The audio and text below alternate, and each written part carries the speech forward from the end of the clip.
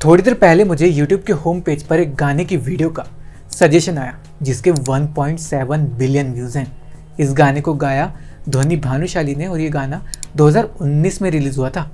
और जब ये गाना रिलीज़ हुआ था तब ये मेरा भी one of the favourite song था। लेकिन हम बात करेंगे इस गाने के सिंगर के बारे में, ध्वनि भानुशाली, कि कैसे एक सिंगर अचानक से बॉलीवुड में आती है। टी सीरीज़ जैसी बड़ी कंपनी उसे एक के बाद एक गाने देती है और गाने कोई ऐसे वैसे नहीं, सारे हिट गाने। क्या होता है, कई बार एक गाना जब बनता है तभी पता होता है कि यार ये गाना हिट होगा। तो इस तरीके के सारे गाने ध्वनि भानुशाली को दिए गए थे।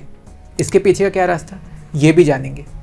और कैसे बॉलीवुड में इतने हिट गाने देने के बाद भी अचानक से ये सिंगर बॉलीवुड से गायब हो गई, इसके बारे में भी जानेंगे। तो मैं हूँ कुणाल अले, फिल्मों और गानों के पीछे की कहानियाँ बताता हूँ। तो जानते हैं कि आखिर कैसे एक सिंगर बॉलीवुड में अचानक से आती है और फिर अचानक से चली भी जाती है।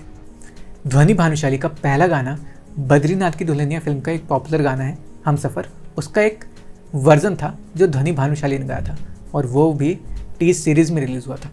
उसके बाद एक वेलकम टू न्यूयॉर्क नाम की फिल्म आई थी दिलजीत दोसांझ और सोनाक्षी सिन्हा की, जो बहुत ही कम लोगों को पता होगी। उसका एक बहुत ही अच्छा गाना था, वो भी बहुत कम लोगों ने सुना होगा, जिसका नाम था इश्तिहार। उसके लिरिक्स बहुत अच्छे थे कि मुझको पढ़कर वो ऐसे भूल गया जैसे कागज़ पर इश्तिहार कोई। ये गाना राहत फ़तेह अली खान और ध्वनि भानुशाली ने गाया था।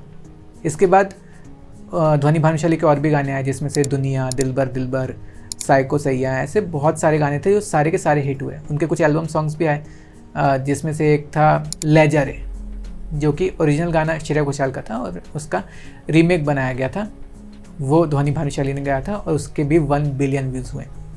इसके बाद गुरु रंधावा के साथ इशारे तेरे, और ध्वनि का एक और ये वास्ते गाना आया था।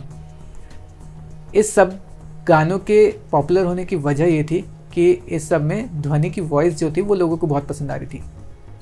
क्या होता है, कई बार कुछ सिंगर्स की जो आवाज़ होती है वो ऑडियो ट्यून में बहुत अच्छी साउंड करती है, जिसमें से एक ध्वनि भानुशाली भी है। लेकिन अगर आप बिना ऑडियो ट्यून के ध्वनि भानुशाली को सुनोगे तो वो कुछ ऐसा साउंड करती है। वास्ते जा भी दूं, मैं गवाही भी दूं, किस्मतों का लिखा मोड़ दूं, बदले में मैं तेरे। ओके, चुप हो जाती हूँ। लेकिन इतने सारे हिट गाने देने के बाद अचानक से 2021 के बाद ध्वनि भानुशाली को टी सीरीज़ ने गाने देने क्यों बंद कर दिए। और उसके बाद शायद उनका एक ही गाना आया जो मेहंदी नाम से था, उनके खुद के चैनल पे उन्होंने रिलीज़ किया था।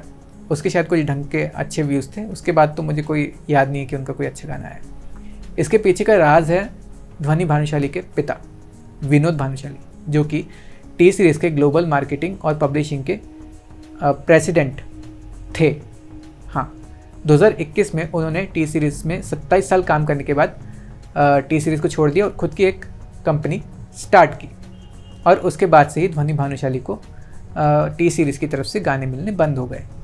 जिसके बाद शायद एक म्यूज़िक लेबल है जिसने ध्वनि भानुशाली को साइन किया है। उस लेबल के साथ ध्वनि के कितने गाने अभी आने वाले हैं कुछ ऐसा पता नहीं है, लेकिन शायद होप करते हैं कि जल्दी ज़्यादा गाने देखने को मिलेंगे। तो जो भी होगा वो आपको और मैं अपने चैनल पे अपडेट करते जाऊँगा। तो ये एक बात थी जो मुझे लगा कि आपको बतानी चाहिए कि कैसे एक सिंगर, इतनी बड़ी सिंगर जो अचानक से बॉलीवुड में आई और फिर बॉलीवुड में आने के बाद इतने हिट गाने देने के बाद भी अचानक से कैसे गायब हो गई। वो जो गाना है वास्ते, इसके 1.7 बिलियन व्यूज़ हैं। उसकी जो मेकिंग है, मतलब वो गाना आखिर बना कैसे और क्या उसकी प्रोसेस थी, वो सारी चीज़ें मैं आपके साथ जल्दी इस चैनल पर शेयर करूँगा। अगर आपको ऐसी ही फिल्मों और गानों के पीछे की कहानियों में इंटरेस्ट है तो आप मेरे चैनल के साथ जुड़ सकते हैं। मैं कुणाल अले फिर मिलूँगा किसी और वीडियो के साथ।